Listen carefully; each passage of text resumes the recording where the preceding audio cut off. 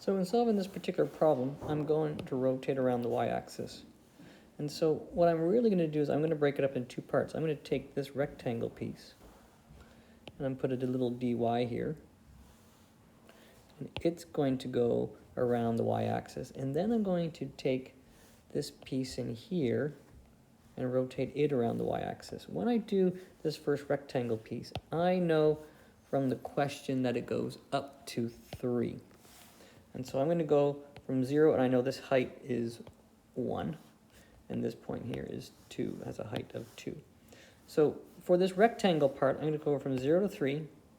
Of my radius is this distance here, which is 3.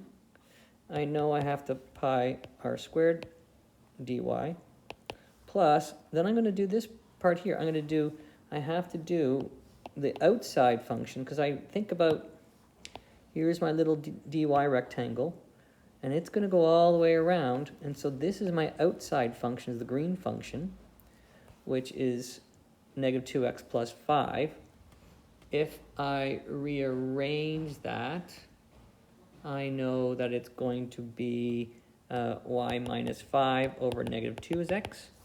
So I'm going to go from 1 to 2 of the outside function, y minus 5 over negative 2 squared, plus the red inside function, which here is going to be x is y plus 1 over 2. So y plus 1 over 2 squared dy, because we're going around, taking this little dy bit, rotate around the axis.